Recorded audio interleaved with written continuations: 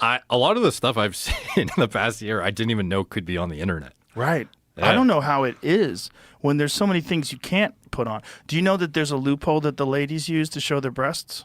Which one? Fake boobs, fake baby. Oh, no. Yeah, they use a That's fake one. baby. So they breastfeed. So you got these girls, these big juicy melons, and they pull one out and have a rubber baby, and the rubber baby's sucking on the tit, and the baby looks so fake. That's hilarious. But they can get some like pretty realistic fake babies. Yeah. Like what was that movie with the sniper movie about Chris Kyle? What was that called? Remember, there was a movie where he had a fake baby, and it was like so obvious. He's got this like rubber baby, and he's like holding onto his child in this stupid scene.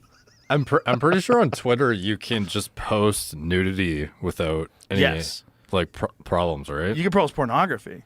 Yeah, the replies to a lot of tweets that are irrelevant to porn, it'll just be like, "That's cool, but have you seen my pussy?" And it'll be like some chick promoting her OnlyFans. That's so common now, and I just like the discourse is like half infested at this point. They had this one lady who was saying she made $40 million this year on OnlyFans. Oh yeah, that's nuts. $40 million. And she's a virgin, I guess, and she doesn't post Sure she's a virgin. Sure. She's a 23-year-old big-titted virgin, the only one that exists in the whole world. See, that's an interesting scenario, if true, because it's like a lot of dudes want to shit on these chicks for being like prostitutes, essentially. Right. But like, if she was actually a virgin and she's posting like almost nude, but not quite, but making a bunch of money off it. Yeah. There's like two contradictory things going on right now. Yeah, she wins. But the problem is, I don't want to tell anybody to not do anything. Like, ladies, you do what you want, you do you. If I was a young, pretty girl, I'd probably be on OnlyFans. I'd probably make some money. Fuck it. Why would I want to be a waitress when I could just show my tits? That's how I would look at it. The problem is twofold. One, you become addicted to an extraordinary amount of money if you're successful at it, right? So there's like a scale of people on the OnlyFans, apparently. Most of the OnlyFans, we talked about this, right? Like most of the gals don't make that much money. Most of them. Yeah, I mean, that's what's that much? 6 figures or millions or? No, like even less. Like most of them make a few $1,000s a month. I think so. I think out of this 43, one guy paid her $5 million. She said. Dude, that's insane.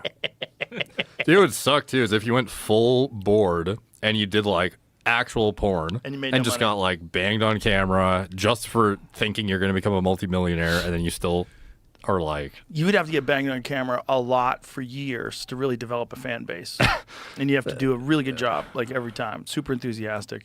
But my point is like, you're not going to like most beautiful young women want a high value man as a husband. If let's say they're heterosexual, let's just assume they want to get married.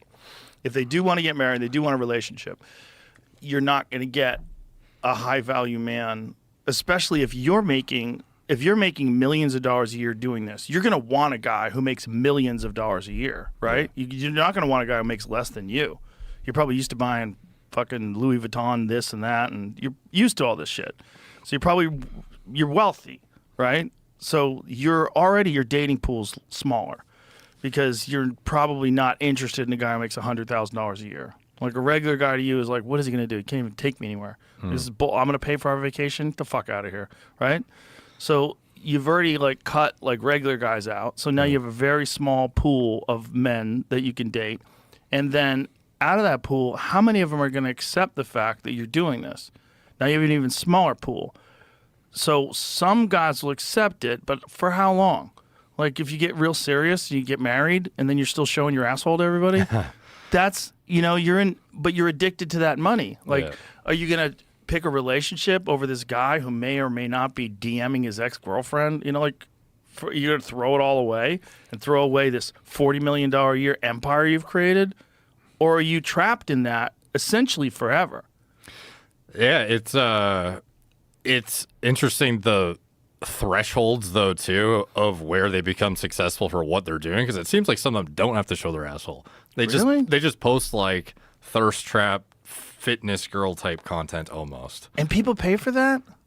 Well, why would they think pay for that when there's so much of that for free on Instagram? I know, that's like the common question. And My search page on Instagram is all butts. I assume it's something to do with like you follow this person and like you get a bigger hit of dopamine probably from being able to potentially see more revealing something from somebody that you are like a fan of.